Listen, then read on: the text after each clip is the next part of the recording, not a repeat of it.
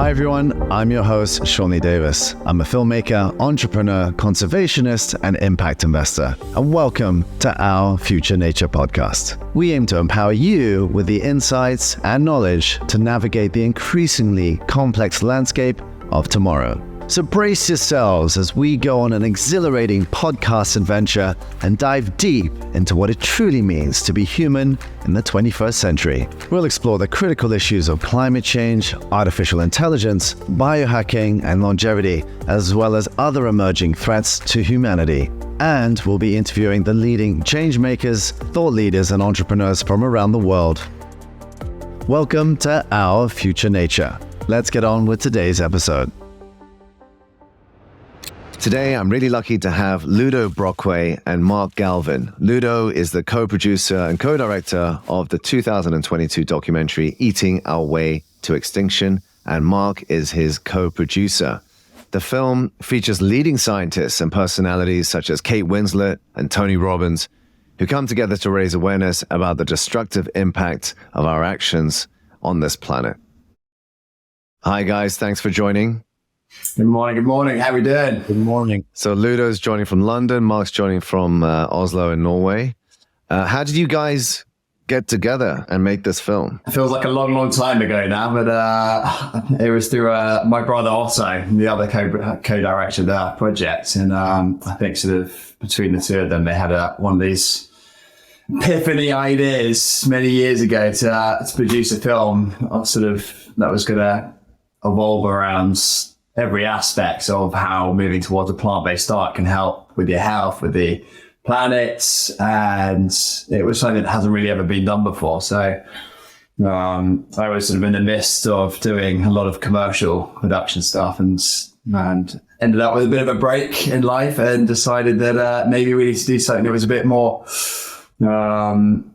helpful towards the planet. So I got chatting with the guys and came up with this wonderful idea of this very, very happy movie that we've made. And Mark, how what's your background? How did you get involved in filmmaking? I was actually, doing recordings before this. I had a foundation. We have a foundation, World Preservation Foundation, which we've been running for a long time, looking at animal agriculture. And we've done some conferences and interviews with scientists and so on. So that was about the limit to my recording experience. But then obviously, Otto was always into it as well. And we had been looking at another project and decided actually there's a need for a documentary. There's great documentaries out there. At the time, you had Cowspiracy was out at the time, What the Hell, and then Game Changers. Our documentary, we said we'd focus more on the environmental impacts, and we've tried to pull a lot into the one documentary. So, that's where it came from. And as Ludo said, then Ludo was he was doing great productions, and we sat down and said, let's piss some people off.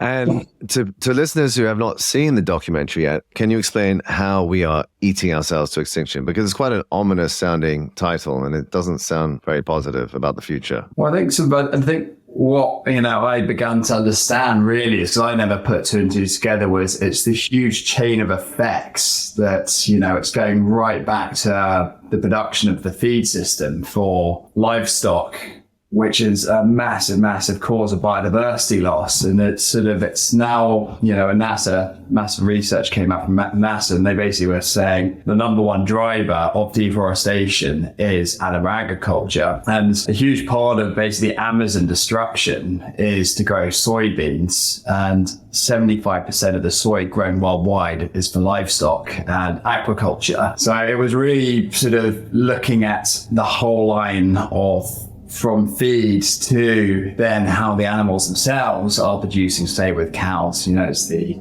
methane, chickens, ammonia. It's all these things that really build up, and it's the vast scale of land it takes to produce something, just one mouthful. It's a vast effect that has on the planet. So it was learning the whole system and going right back to the very beginning, and showing and making this in some ways a very simple, trying to break it down to make it into something very simple for people to understand. And my answer was not very clear on that one, but it's that was, I think, the biggest challenge in making this film, was just to try and really show that how each mouthful does have a very very big effects on the planet and also for one's health, and how things have changed vastly over a very short period of time. I think we will add to that, Mark.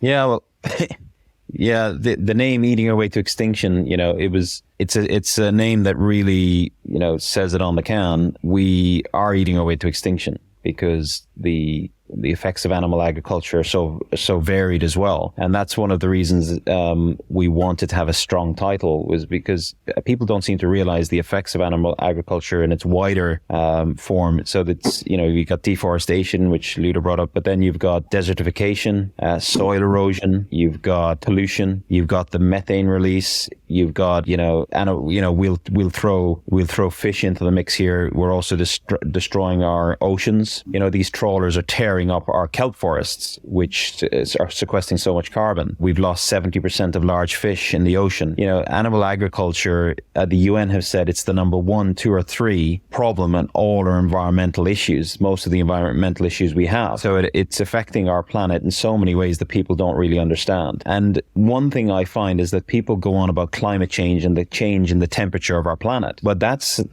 one way we could end up in extinction. But there are tipping points driven by animal agriculture that we're already hitting. Like one is nitrous oxide. Like we're at a tipping point with nitrous oxide, and its main reason for that is animal agriculture. So you've got all these hidden areas where I think the general public doesn't realize how destructive animal agriculture is. Wildlife, most of our biodiversity loss is from wildlife, and we're hitting a tipping point on biodiversity loss as well. So that was, that's why we tried to cover so much in the documentary, and that the title really does kind of point to that. I think people don't realize, but currently there are 26,000 species that are threatened with extinction. And when you really sort of think of that number, 26,000 different species, that is a vast number. I came in the documentary from the standpoint of just having been very lucky being a cinematographer to have traveled the world. And within my short lifetime, I have seen and noticed incredible places just vanishing before your eyes. And it's sort of, if you look from a satellite, you just went back in time and space and looked at satellite images of just 15 years ago, how these amazing places have just been wiped out. And it's the speed that it's happened. Because, I've noticed, I've seen forests that I've been to and I filmed all the wildlife and the creatures, and then revisit it 2 years later and the whole thing is gone. And it's just heartbreaking, because when you spend time in nature, you really feel it, and you sort of, when you stop and you listen and you look around, it's just, it's majestic. And we need these places, one for our souls, but just, for the planet to survive. I've seen glasses diminishing, rich woodlands becoming barren landscapes. It's, even our cities. I remember growing up and hearing birdsong everywhere, and listening in the morning, it's not there. And it's, it's happening in our lifetime before our eyes, but we all just need to stop and really just take a look and listen. And if we don't do that from time to time, it's just going to disappear. You make a good point there about the disappearance of biodiversity and wildlife. We often talk about the scientific implications, but we rarely talk about the spiritual loss. Humans think that we can just live in isolation of nature, but where do we go when we need solace or time to reflect? We go to the ocean, we go to the woods. It's for our mental health. What's a world without bird song? What's a world without dolphins in the ocean, or fish in the sea, or lions in Africa? But we don't often think about the spiritual aspect of that loss. So I'm glad you brought that up. I saw last week, Cambridge, funny enough, released a study, and they found that the thing that can release the most endorphins and make us the happiest is just by listening to a few minutes of birdsong every day. And it's that simple. You put it on your radio, whatever, in your room, and that just makes people happy. And it's the one thing they found just makes the majority of people happy. So it's important. Absolutely. Our Future Nature is brought to you today by Authentic Gallery. Authentic Gallery makes buying and collecting stunning and impactful art easy, with a high percentage of proceeds going towards our vetted partner charities. If you want to buy art and contribute to an impactful cause, well, check out Authentic Gallery. That's spelled AWETHENTIC gallery.com. As a special treat to my listeners, you can use the discount code OFNPOD. That's OFNPOD to get a 10% discount off all of my limited edition prints. So check out Authentic Gallery and start browsing now. Thanks very much. So we talked about the name of the documentary, Eating to Extinction. What did you eat today, and how is that better for the planet than eating a normal traditional meat dish, for example? I mean, for me, I went out first, I think it was seven years ago, started making the transition towards plant-based. For me, I was just trying to recreate, all the staple dishes, spaghetti bolognese, but removing the beef and replacing it with corn, risottos, just removing the meat again and the dairy out of it and just using plant-based things. But find out slowly over time, I've started moving more towards a whole food plant-based diet. And I actually just find it, one, it's just much healthier. But two, I think what people don't realize is how plant-based can be an incredible cuisine. And it's just something that hasn't been explored in a massive way until now. And to create your own dishes from it. But the effects on it, one, you wake up feeling great. You never have that heavy feeling after having a big meal. But two, it's knowing that what you're eating isn't having a detrimental effect on the planet. And it just it makes you feel good. It's one of those things that does take time. It took me quite a long time to move towards it, but the more I learned, the easier it became, because you suddenly realize that what you were doing, it just had this effect. So yeah, it feels good. I mean, Mark, I don't know how long it took you, but you went a long time ago, didn't you? Yeah, I'm vegan about 20 years, so it was wow.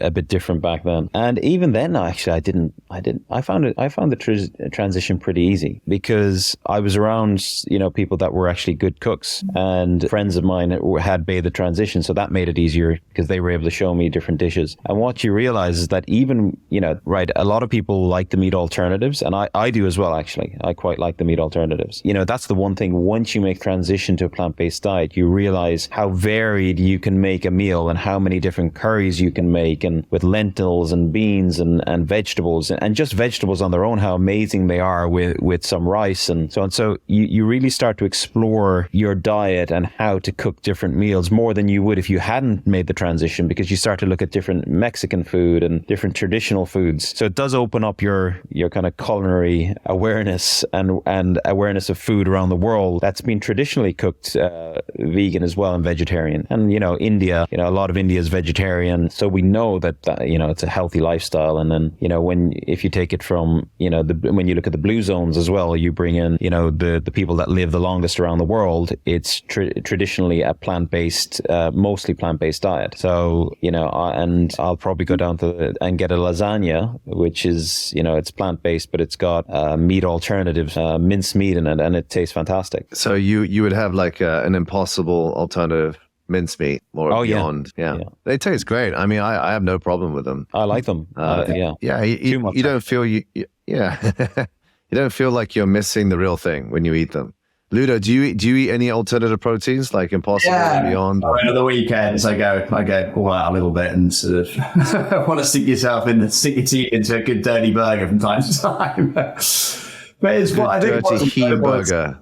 Yeah, but I mean, if you look at it, you've got a lot now of the Michelin star chefs beginning to move. They're moving there. What was quite, meat and dairy heavy dishes. You've got someone like Chef Daniel Hum, 3 Michelin stars. He's just moved completely to a whole, a plant-based menu for his, and it's a big risk for a guy like that to do it. But, it's amazing the uptake and the response he's got from it. And someone like another Michelin star French chef, Claire Vallee, and I mean, in London, you've got 5 Michelin star guys, and they're all just making that shift, because I think they've all realized, that we cannot go on the way we're going. And also, a lot of them say is the produce isn't what it used to be. So, the way that they're rearing the animals and so forth, it doesn't work anymore in our modern system. But I think it just goes to show that if you've got people at the top of their game and creating dishes that are just fully plant-based, it goes to show that there's a big world of opportunity out there, and there's food for everybody, which is great.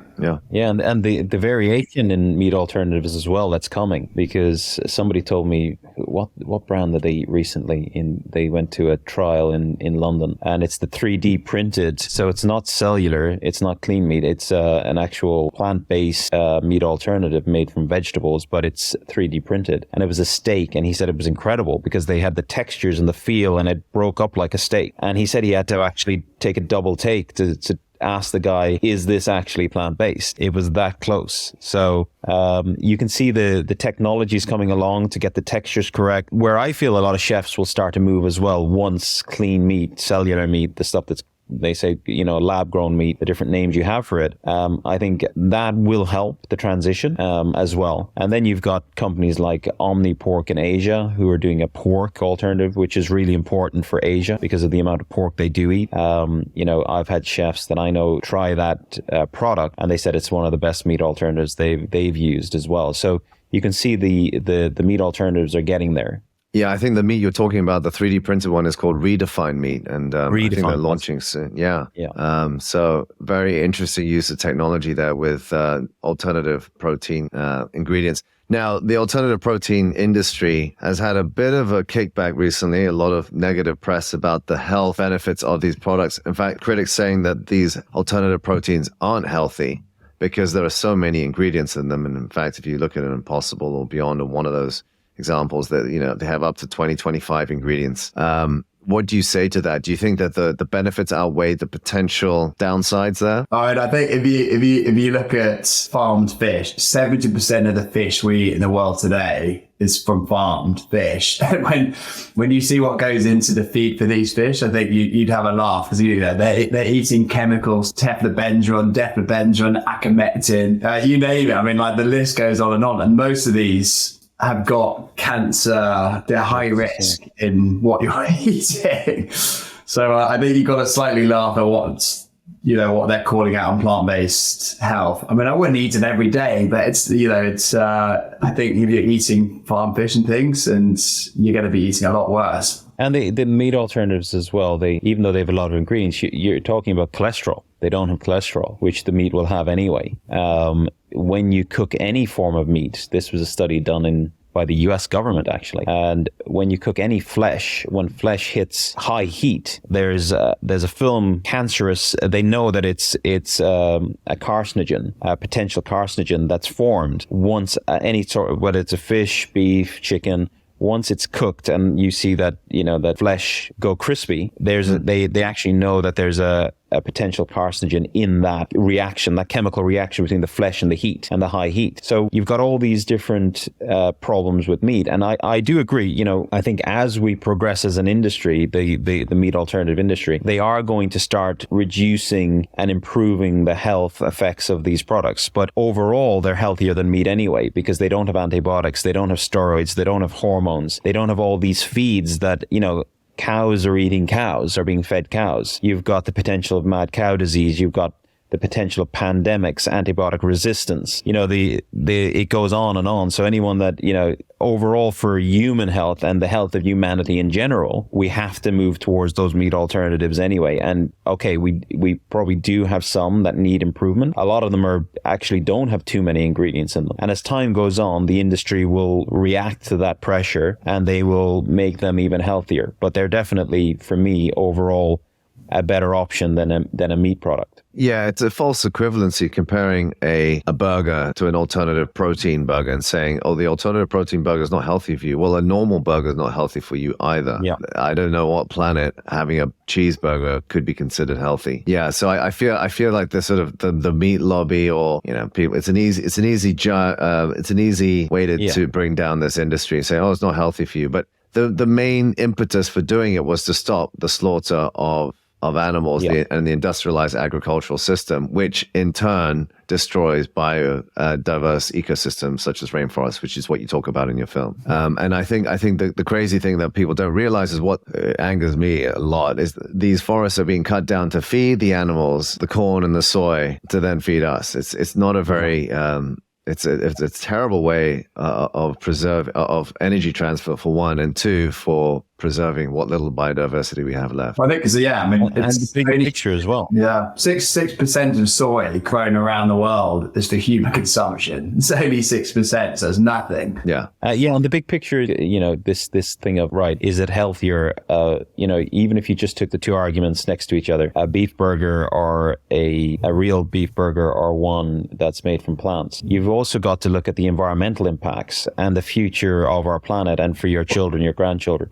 I'd rather be a less healthy knowing that I'm actually going to save the planet for future generations. That's a good point. But if you had the choice of saying having a purely plant-based or eating alternative protein, which do you think is better for most people? Because again, that's another argument. A lot of vegans say, well, I don't want the alternative protein. I think it should be plant-based or nothing. Or do you think there's an in-between, a compromise?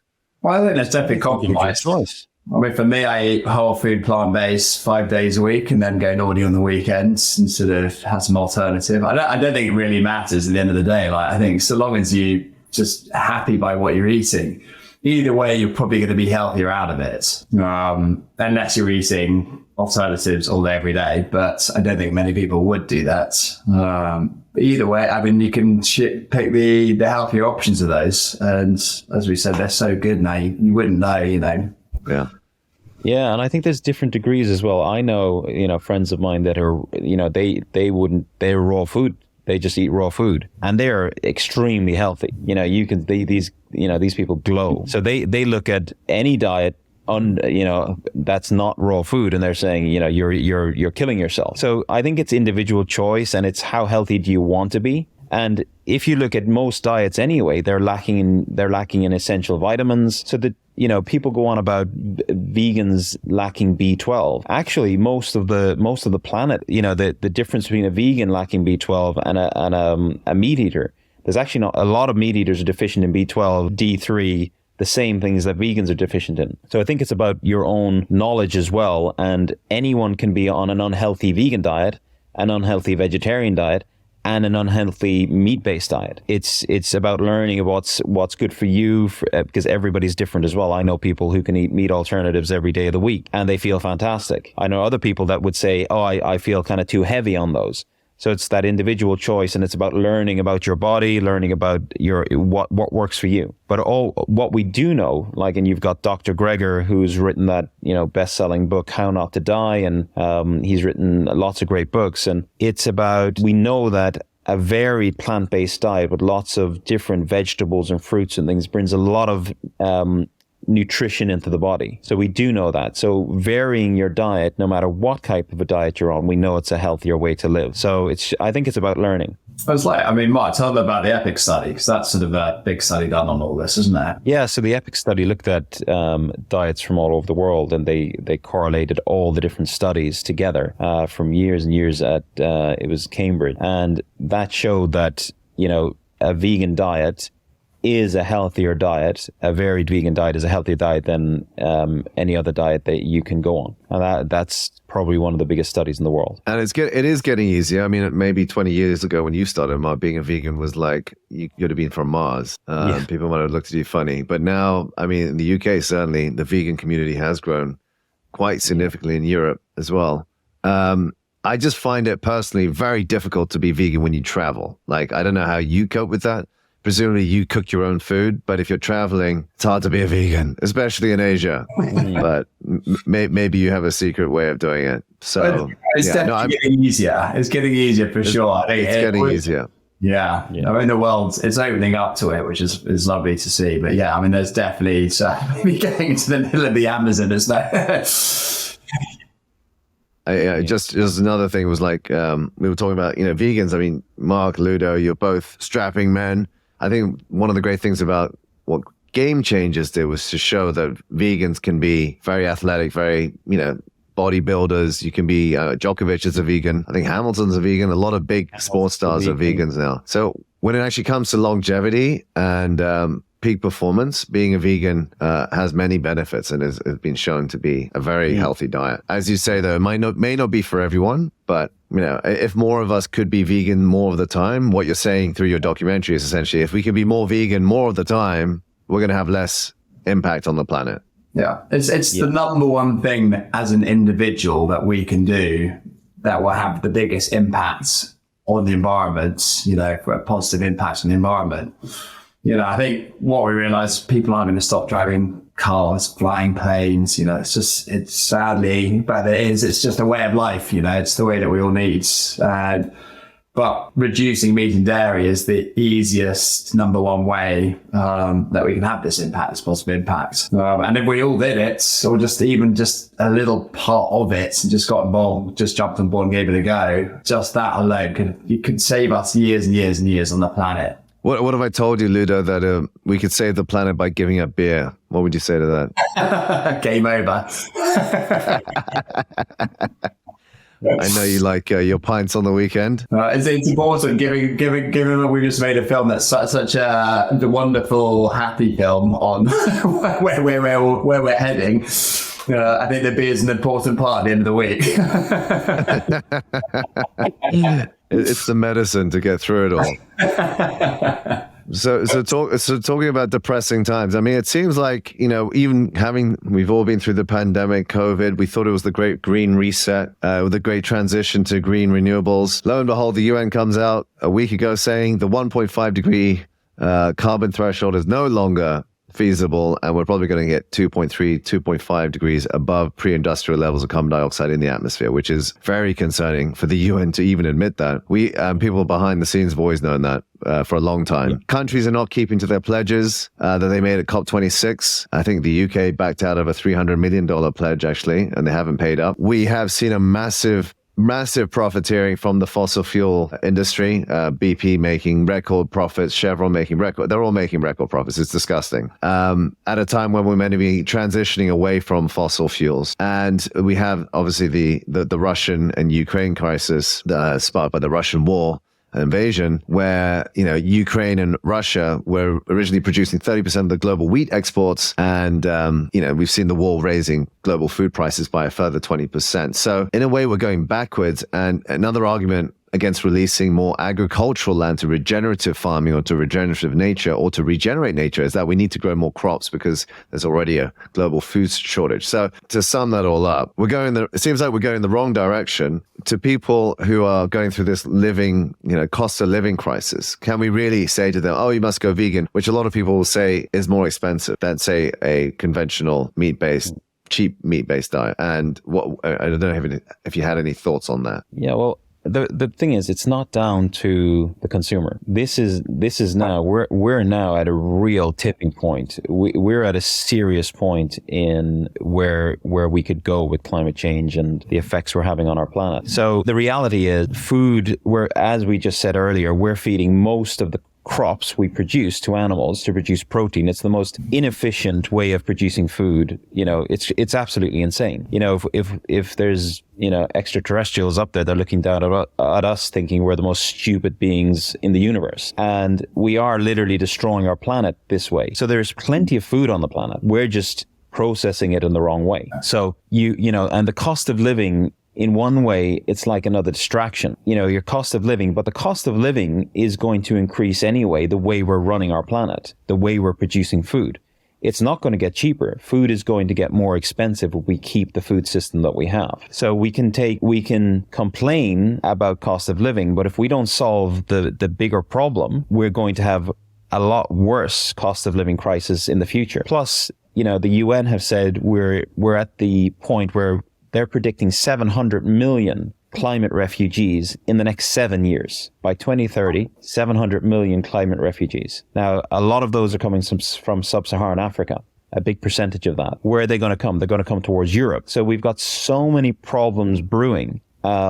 And food security and water security are probably the two biggest problems the world has to look at now. And no one seems to be taking it seriously enough. The governments are definitely not taking it seriously enough. The reality is they should be in war mode right now. They should be dropping animal agriculture subsidies very quickly. They should be transitioning to growing crops because, it's 700 million people to feed, and then you've got the cost of living crisis. The only way we're going to solve the real cost of living crisis, especially from the food perspective, is to move towards these to a plant-based solution. Governments should be heavily investing in hydroponic, vertical farming, because we're also heading into a water crisis. So BlackRock, which is one of the biggest funds in the world, you can go on their website right now and you can look at their prediction of the water crisis. And when you look at the map, I first glanced at the website and I thought, that must be 2050. It was actually 2030. So that's 7 years where BlackRock are saying, do not invest in these areas of the world in water,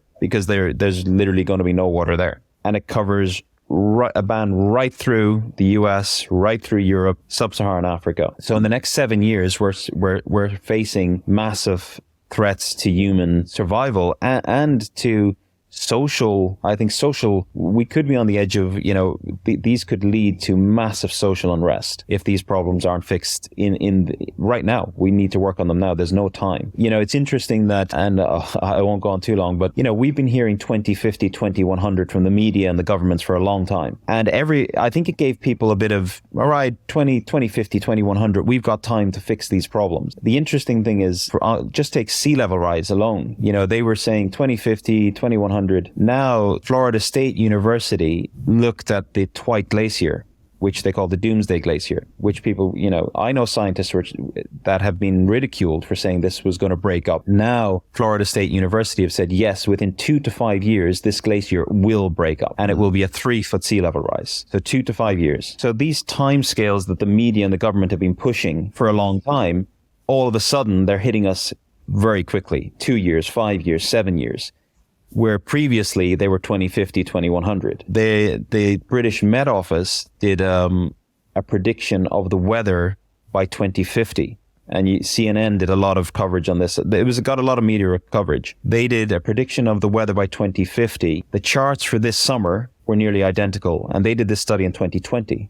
So it's nearly 28 years ahead of schedule, the droughts and the heat that they've seen. So that's right. It's happening much faster and quicker than even the most skeptical scientists were predicting. Yeah. Our Future Nature is also brought to you today by Authentic Journeys. Authentic Journeys brings together high-performing entrepreneurs, CEOs, leaders, and changemakers with ancient and modern modalities for intense personal growth to deeply align your individual and our collective purposes for positive change in the world. All of our trips are carbon offset, and we only partner with companies that have sustainable practices and credentials. Let us take you on a journey that will enrich your mind, body, and soul while helping the planet and local communities. Check out AuthenticJourneys.com. That's AWETHENTIC journeys.com to learn more about our upcoming wellness experiences, travel adventures, and retreats to help you find your awe. So much of it, it's coming from governments, with the, in the US alone. So they subsidize, veg and fruit farming. They give $20 million every year to the fruit and veg farmers, whereas the meat and dairy farmers get $38 billion. So they're basically just funding, all the bad things that are happening and that are going to happen to us. And it's the same, if you go to Europe, $24 billion every year go to subsidize meat and dairy in Europe. So, it's understandable why, people think it's more expensive to be going more plant-based, but we've got to change it from the government's down, because they can then start offsetting and subsidizing the healthier foods for people, healthy for the planet, healthy for the world. That's going to prolong everything in a good way. It's going to do a world of good, but it's very hard seeing these guys year in, year out, just basically putting fuel on the fire. And I read an article yesterday which blew my mind. I read it last night. They're talking about freezing the glaciers, right? And it's a British startup called Ice Freeze or something. And they're saying they want to put these hydrogen-powered pumps to pump water back onto the glacier in the cold weather. And they're talking about a £500 billion project to try and refreeze the glacier, right? It's so crazy because we calculated that if we planted 1 trillion trees, which if the governments got together, they could plant in 2 or 3 years, that would cost, I think, $370 billion. But that would bring back forests, rivers, biodiversity. The benefit to humanity of that 370 billion is trillions. We can't even probably calculate the trillions of value. Plus, it would sequester enough carbon to buy us an extra 20 years. The crazy thing is governments are looking at these technological solutions instead of looking at nature. There's two main things we can do. As individuals, we don't have to wait for governments. We don't have to wait for industry. We can choose by making a change on our plate. We can plant trees. Two simple solutions, and we can do it right now. You know, Ludo and myself were down in Brazil, and there was a lady in the favelas. Incredibly, Brazil is one of the second biggest exporter of food, or third biggest exporter of food in the world. 47% of Rio is food insecure, which is insane. But during COVID, they were having real problems with food. And so she started spray painting plant-based recipes on the walls of the favelas, showing people how they could eat nutritious plant-based food, good protein in it, cheaper than the stuff they were buying in the stores. Mm-hmm. So we can see that there can be a shift to a healthy plant-based diet, and we will have to start going that way, where we'll have to go back to basics and start eating basic plant-based food. Because with the food and water security issues on the way, we are going to have to make that shift. There's so much to unpack here. I love the film Don't Look Up because it kind of sums up this crazy mindset of the human race right now, where it's like we have this asteroid coming and no one's doing it. It's going to hit the Earth, but no one can really do anything about it. And one of the quotes is, well, there's many great quotes. One of the quotes is, the truth is way more depressing. And the other one is that you can't go around telling people they're going to have 100% chance of dying. It just doesn't work, even though we know we're going to die. So coming back to, how do we frame this narrative? If you just tell people all these issues all the time, it seems like we can tell people these issues, we can keep raising awareness about it, but what is the actionable outcome here? And what you're saying is just that actual outcome is just change your diet and then everything will be fine? Or is it just part of the overall solution? I mean, is it really going to save the planet if we stop eating a meat-based diet? Like, it seems like there are so many problems. It's not just the meat. No, so I think it's just the human brain can't process all of the matrix of issues. It's a systemic problem that we have to address. So yeah, I mean, it's interesting. How do you distill it down into one message is what I'm trying to get at, and that's palatable for everyday people. The positives are that we're moving. So if you take the move to electric mobility, we are moving that way. The governments are subsidizing the car companies to move towards electric cars. They're subsidizing the consumer to buy those electric cars. I've just read, because of the Ukraine war, and how unfortunate that war is, we are actually heading towards Europe are pumping so much money into renewables. It's actually going to get us to a point where we will be running on renewables within a certain period of time. So from an energy perspective, we are moving in the right direction. The data is there to show that. We will, even though the oil companies are profiteering now to an extreme level, we are moving towards that. Transition is happening.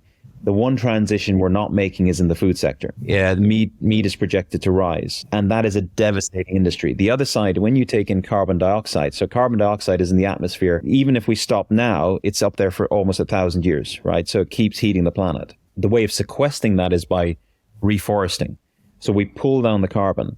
The gas that we're releasing from animal agriculture, which is methane, which is up to 200 times more powerful as a heating gas than CO2. We need to stop that now, because that'll actually give us the biggest impact. If we stop methane emissions, it has a faster effect of cooling right now than slowing the carbon.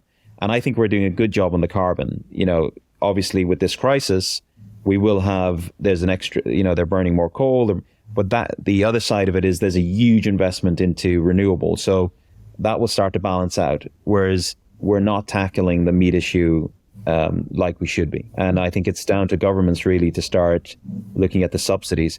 Now, the benefit, the positive is that the plant-based industry, when you look at the European numbers, are really good. 50% of British people are using meat alternatives. Germany is the same. There was a recent survey by ProVeg on cellular meat, lab-grown meat, and they went country by country in Europe and said, if there was lab-grown meat, would, as a consumer, and it was a big study, a big survey. And, interestingly, the places that were affected most by the recent summer drought were the ones more open to having those meat alternatives if they had an impact on climate. And I think Spain was up at like 75% of people surveyed in Spain said they would shift to plant-based or lab-grown meat if it benefited the climate. So we can see that that the awareness is becoming the public are becoming more aware, and I think as our climate goes into more crisis, they'll shift quicker. Yeah, I think that the reality though is, and I'm in the cell based. One of my clients is cell based, and we work with a lot of alternative protein brands. The reality is that the numbers haven't actually met expectations, and a lot of these companies now losing a lot of valuation. I mean, a lot of tech stocks because of the recession are falling through the floor, but it has affected a lot of these companies. But I think the initial hype is wearing a little bit thin. I'd be interested I hope that market share comes back, but I'm not sure if it's hitting quite what we were expecting maybe 1 or 2 years ago, to your point. But yeah. Just quickly about, you mentioned Brazil, and I wanted to bring this back to the documentary because I know you filmed some pretty hairy moments. I think in your film, you filmed some indigenous tribes being removed from the land. Was that in Brazil? That was in Brazil. It was in Brazil. And we, of course, this momentous moment where Lula da Silva came back and, won the election. Do you think there's more hope now that the rainforests in Brazil, the Amazon, will be protected? Because it's not just about animals, it's not just about nature, it's also about humans. According to Global Witness, over the past 10 years, land and environmental defenders 1 or 2 environmental defenders were killed every day over the last 10 years, especially in Brazil, Colombia, and Mexico. So it's all kind of linked to mob violence, gangs, profiteering, and people are dying in the process of trying to defend these spaces. So I'd be interested to see what you think is going to be. Is there going to be a more defense of these rainforests now, or do you think the decline is going to continue? Well, I think there will be. I think we saw that when he was in power previously, initially the deforestation went up, but then after a year it dropped off. So as he was bringing in more legislation and more protection, you could see suddenly that the deforestation really dropped, and he obviously did a good job of it, obviously until Bolsonaro got in. But I think he seems like he's got his mindset in the right place. And I think given what's been going on, you'd hope, but one could only guess right now. So only time will tell with him. But I mean, these the Indigenous they're the guardians of these forests, and they're incredible people and with great wisdom of them. And without them, the forest will be in great trouble. There's always going to be land grabbers, I think, and if you do go to Brazil, everyone's dream there is to own some land. And so it's just about how they go about sort of policing it and protecting it. Filming there was obviously a lot of fun, but quite sketchy at the same time. We had to set up fake companies and Instagram accounts and make ourselves look much bigger than we were. But we sort of pretended that we were a furniture business over in Europe, and we were wood buyers for it. So we had to set this all up just then to be allowed to, because we had to fly. We flew into Amazonia to go and get the footage to get with the loggers. But of course, we got found out, we would have been in great trouble. But it was quite nerve-wracking, but also I think one of the most heartbreaking experiences I've ever been through, because, we were right in the heart of the Amazon, and seeing these trees up close, many of them well over 1,000 years. And, just you feel like a very small piece of a much, much bigger thing. And, there's just so much sort of wisdom that we don't really understand there, but when I'm sure we never will. But to see guys go up there with these vast chainsaws and just cutting down like they're nothing it was heartbreaking. The ground rumbles like an earthquake. They're so huge, the roots go so far out that when you stand there, the whole thing trembles, and you get this echo through the forest as the tree begins to fall. It sounds like a thunderstorm going off all around you, and all the wildlife erupts, and then when they hit the ground, it's silence, complete silence, and you can only feel just heartbreaking despair from it. And you just know that's one tree of 1,000 years gone. If we had a gem, we found something that was 1,000 years old from back in the day, it'd be priceless. But these guys, most of them, it's like nothing to them. It's just bang, bang, bang, bang, bang. And it's just every day, every hour, every minute, every second. And it's just getting faster and faster. And just seeing these trees by the end of the day, it's just what was beautiful virgin rainforest is completely flattened. But I mean, I was there for a few days, and actually after a bit of time, it was hard to hold in the emotion. You know, there was the odd tear that I was having to hide from these guys, but they somehow cottoned on to what we were doing. And I got a phone call from one of our security guys saying that there was paramilitary coming in for us. So I've never had to we basically had to leave everything behind other than just grab the camera and go. And we ended up basically having a small chase of knowing that these guys were a mile behind trying to get to us, and having to get on an aeroplane and get out of there. So it was very, very nerve-wracking. I thought we were done for. And it was just one of those things where I think we were quite lucky to have been given that warning, and to manage to get the flight out of there before we actually got caught up in it. But it's something they just really don't want people to see, you know, and it's also very hard, I think, from a perspective of us living in our cities all over the world, to the great wonders of these places and how precious they are, and try to capture that on screen. You're never going to do it justice. You know, even how wondrous planet Earth, BBC's Planet Earth is, it's never going to capture how incredible these places are and how fragile. And as we disturb them, it's just amazing how quickly they crumble. And what I think blew my mind over the years of being there we were flying in and out for 3.5 years, was going back to some of the places, how quickly they were drying out. So the rainforest wasn't wet or damp anymore. You could pick up the soil and it was like crumbling. It was like, you know, going through a desert, and it was rock hard and all of it, but it was like dust. And a lot of the tribes, you know, a lot of the elders were just saying, you cannot fathom how quickly the change is happening for them.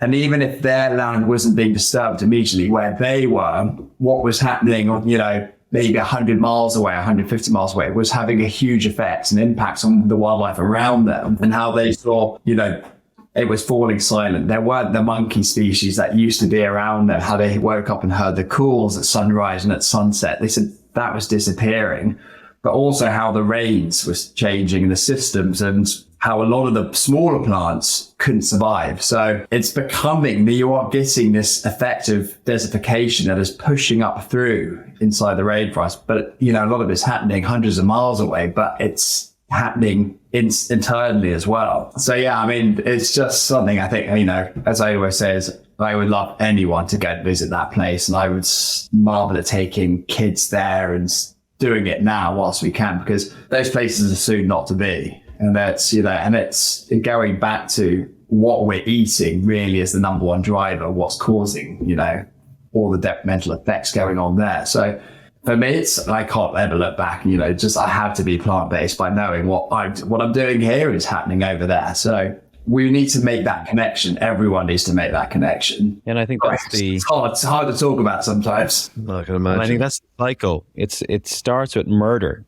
You know, they murder the indigenous people, take the land, because in the film you'll see that person was shot dead, and they take the land from the indigenous people. They then burn the forest, then they intensively grow soy, and they intensively grow it until the soil basically turns to desert. So they cause desertification. Then most of that grain that's produced for livestock is shipped to Europe, China, and the US. So we're directly, and that's why I think there needs to be more awareness in the public that, you know, we can, you know, the new president is hopefully coming into Brazil.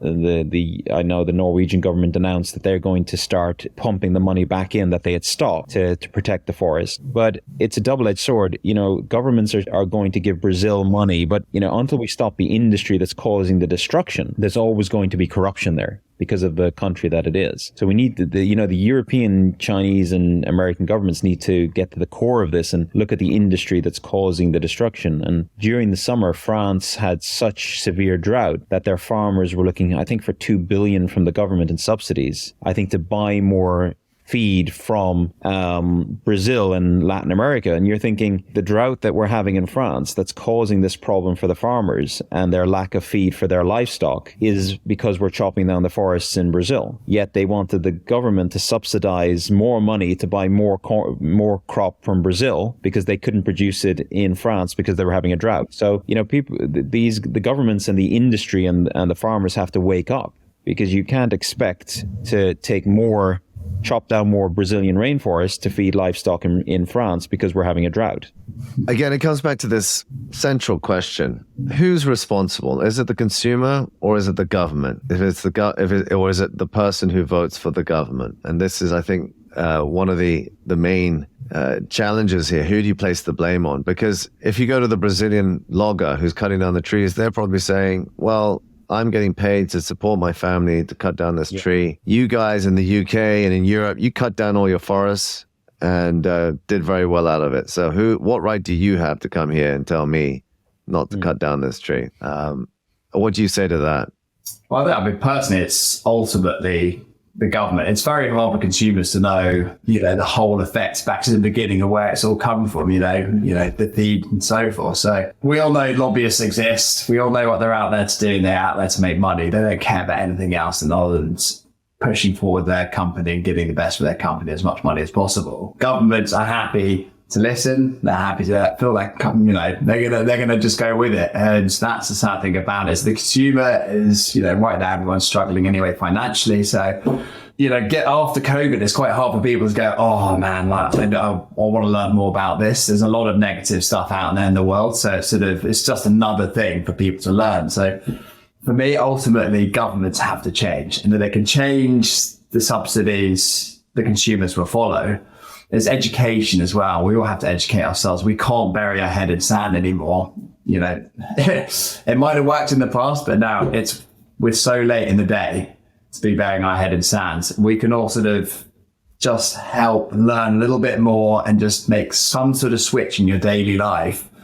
It can have a huge effect. And unfortunately, maybe it's too late. The blame game, maybe it's too late for the blame game anyway. Because if you look at the data and you look at the reports that are coming out of what's going to hit us in the next 7 years, one theory I have is that the meat industry is going to implode on itself. Because with the droughts that are coming, with the pressure on the system, with the amount of climate refugees that are predicted, how can we, I think, the public will then refuse to accept, millions, hundreds of millions of starving people while we're feeding grain to livestock. So maybe it's going to come to a point where its necessity will make us change. Maybe humans, it's just, humans seem to only change when there's pain. There's a lot of psychology to verify that. And maybe collectively, there has to be a lot of pain for us to make that shift away from this industry. Now, it would have been great if we had listened earlier, if more had made the change, if governments hadn't just listened to these lobbyists, because, the governments have the correct data. They're not stupid people. But when you're on the hook of, big industry pumping money into your political campaigns, you're just afraid to turn off the tap. And it seems to be these governments, it's all about staying in power. It's not about doing a good job when you're in there. It's just about fighting the opposition and how long can you stay in and do anything you can to stay in. And don't upset the public. So don't tell the public they have to change their diet. Oh my God, that can't happen. Even if it's at the cost of our planet. So this is where we've got to. And so maybe it takes extreme pain now for us to make that shift in lots of different ways towards renewable energy, towards plant-based diets, to planting more trees, to actually looking after nature, which is this planet is our home. And at the moment, we're actually destroying our home. Yeah, absolutely. I often talk about, the analogy with the airplane industry. A lot of airplane technology only gets implemented when there's a disaster or there's a crash. So they call it terminal technology. So that, before the crash in the 70s, there wasn't any radar to detect another plane nearby. Of course, 2 planes crash and then they implement the system because it was very expensive to implement that system. So that's how we progress. I mean, I hope it's not going to be analogous to what happens to us with the climate and the biodiversity issues. But it's. I think what you say is probably, unfortunately, going to be the reality. We only change when we feel the pain and when we have to, rather than doing it voluntarily. But all credit to you guys to try to get people to to speed up that transition. Just bringing it back to the filmmaking process. So you've recently been nominated for the TVE Documentary Impact Award, and I believe you won the EMA Best Feature Documentary Award. So congratulations. I believe that the film is out on YouTube. Is that right?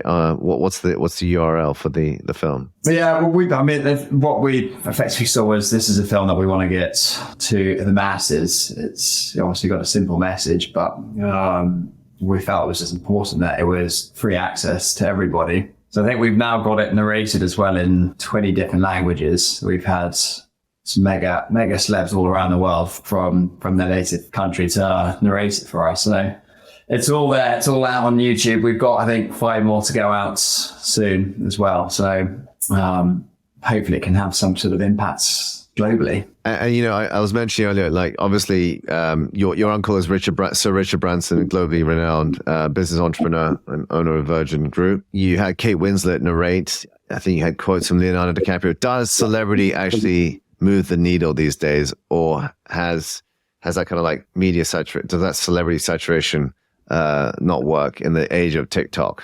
I mean, I think it's, you know, they all voices, big voices help so long as they walk the talk, I think, which is important to us. Everyone involved is predominantly plant-based, and, you know, giving these big voices, I think people, you know, they're respectable people. So it definitely helps bring the message forwards. Yeah, it has changed the whole how you reach as well, how you get to the public, because what you were getting on social media with a post even 3 years ago is not the same now. The social platforms are actually making, you've got to pay. Whereas, you know, if you had someone with 10 million followers on Facebook 3-5 years ago, if they put out a post, you were literally getting 20 times more reach than you are today. And I think what they've done is they've moved towards pushing people to pay more to get their message out. Then they basically restricted the organic reach. And it was probably always built into their business models that when they got to a certain point, they would pull back the organic reach and you'd have to pay. So that's where celebrity does help, because you're not getting the same reach. So someone doing an article or just a big name gets people talking about it, printing about it, sharing it.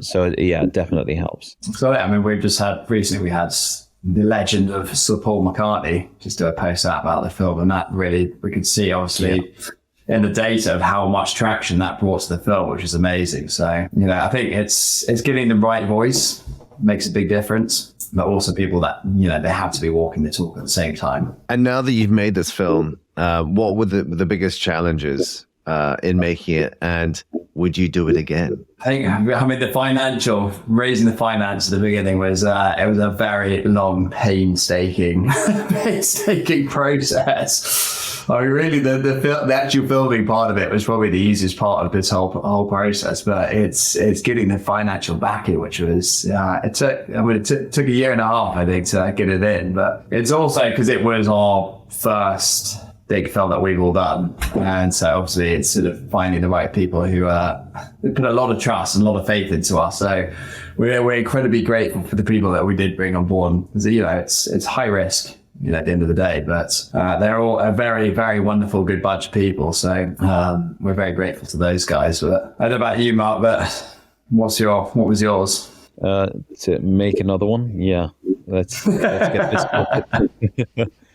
Yeah, let's get this totally finished and out with all the languages, and then we can see what's next. I think for me, I'm definitely going to be straight to another. It's hard now. I think the hardest part is actually now walking away from now we know, you know, and having learned what we've learned and been through it, and 6 years later we're here. It's quite a hard thing to walk away from and go and do something completely different. So I think it's sort of, now that we've learned and we've educated, but I think for me, I want to keep going, but it's sort of knowing what's next and how long it's going to take, because that's a big one, but we got some ideas. Yeah. I mean, being a documentary filmmaker myself, the industry has changed so much. Financing is very difficult now, and obviously the streamers own the market, so they can really dictate what they want to pay, which is not a lot for non-scripted. So yeah, how do you think that, you know, the streaming market is how do you think this for wannabe documentary filmmakers out there who I'm sure are listening to this podcast, like, what would be your advice if they wanted to make one? Would it be to make one, or would it be to make a series of vignettes on YouTube? Is the documentary feature still the most, you know, effective way of raising awareness?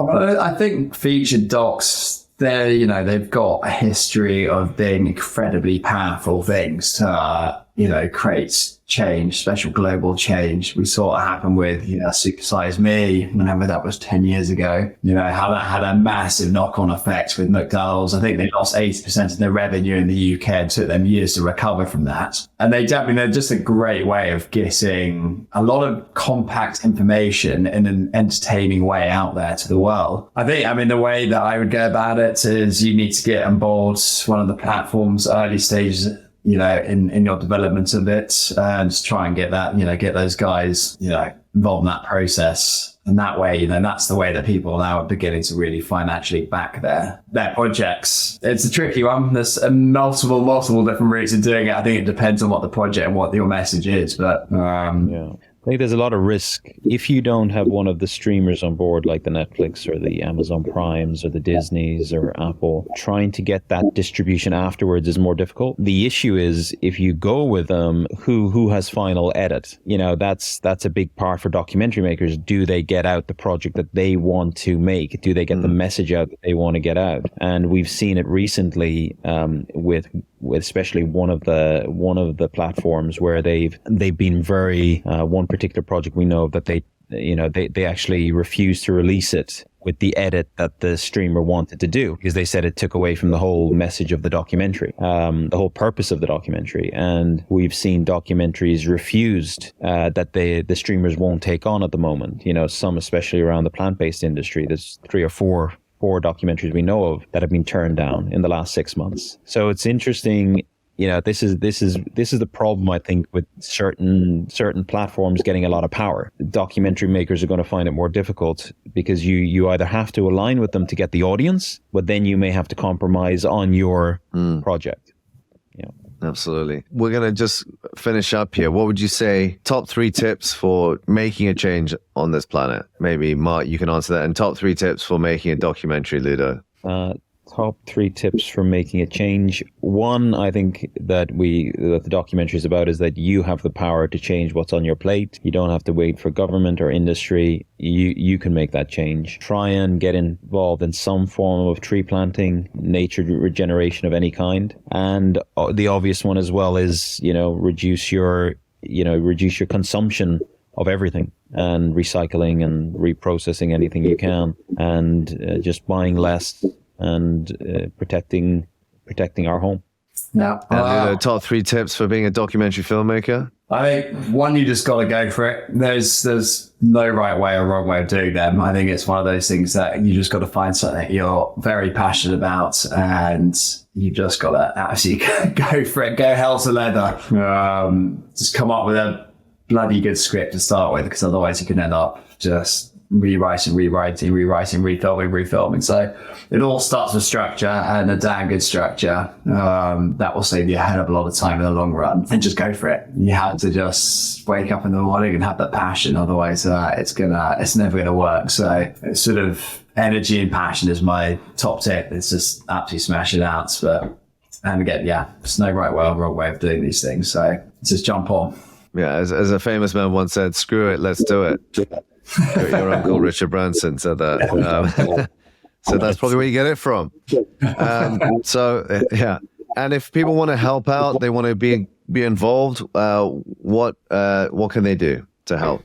With your film? They go to Eating Our Way to Extinction website. Presumably there's the films on there. Can people donate? Can people spread the word? I mean, how does one help the cause or your film? Eating to Extinction. It's eating2extinction.com is the website. And on there, we've got tools. We've got cookbooks, plant-based cookbooks. We've got a digital meal planner. You can plant trees. We're planting trees in Madagascar as part of the documentary as well. And for every book sold, there's a tree planted. For every one that signs up for a meal planner, we plant a tree. And then it has general information about the science of why plant-based diets are so effective in helping our planet. The website has a lot of resources, and you can watch the documentary on the website. It goes through to YouTube, but you can watch it there as well. And just share it as far as wide as you can. Yeah. Fantastic. Actually, I didn't know that. I should go onto the website, download some of those recipes and get going with that. But thank you so much, both of you. Thanks, Ludo. Thanks, Mark. It's been a real pleasure having you on the show. And hopefully we can all collaborate again in the future. and maybe make a film together. God forbid, no more filmmaking. We can make a financially successful documentary film together. No, but congratulations on your effort. In all seriousness, to do what you've done is it's really a huge endeavor, and to see it through to the end, hats off to anyone who can do that. So congrats, and keep going. Wonderful. Thanks for your time, Sean. It's been great. Thank you for tuning in to Our Future Nature. Please remember to like and subscribe to keep up with the latest episodes. And if you enjoyed the podcast, it'd be really helpful if you could take a few minutes to leave us a review on Spotify or Apple Podcasts. Please also follow us on Instagram and Threads at Our Future Nature Pod for behind the scenes and additional resources, or on X at OFN_podcast. That's OFN_podcast. You can find our social media pages on the podcast episode description. You can also follow me at Sean Lee-Davies if you want to be updated on the work that I do in green entrepreneurship, advocacy, and conservation. And finally, Our Future Nature is powered by the team at Authentic Studio. Thanks everyone, and see you next time.